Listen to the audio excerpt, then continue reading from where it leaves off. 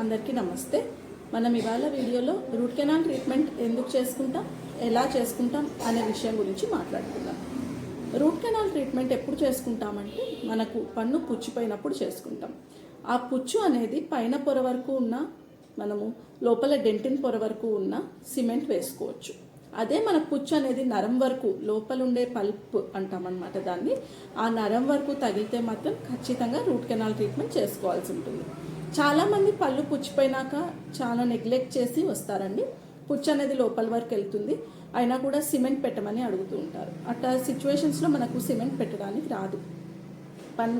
పంటి పుచ్చు ఎప్పుడైతే మనకు నరానికి తగిలిందో అప్పుడు ఖచ్చితంగా మనము రూట్ కెనాల్ ట్రీట్మెంట్ చేసుకోవాల్సి ఉంటుంది. ఎందుకు మనకు పెయిన్ రాకపోయినా రూట్ కెనాల్ ట్రీట్మెంట్ చేసుకోవాలా అంటే, ఫస్ట్ పన్ను పుచ్చిపోయినప్పుడు డాక్టర్ దగ్గర, డెంటల్ డాక్టర్ దగ్గర మీరు విజిట్ అయితే ఒక చిన్న ఎక్స్రే తీసుకొని చూస్తారండి. ఆ చిన్న ఎక్స్రేలో మనకు అర్థమైపోతుంది పన్ను పుచ్చు అనేది మనకు నరానికి తగులుతుందా లేదా అనేసి.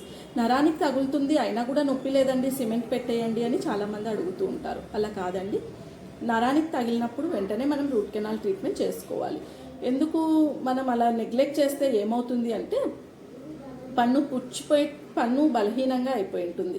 అదే పుచ్చు మీద మనం తింటాము, నములుతాము, అన్నీ చేస్తాము. నమిలి ఉండగా ఆ పన్ను ఇంకా బలహీనమైపోయి పూర్తిగా విరిగిపోయే అవకాశం ఉంటుందన్నమాట.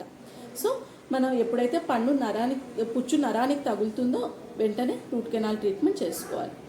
సాధారణంగా రూట్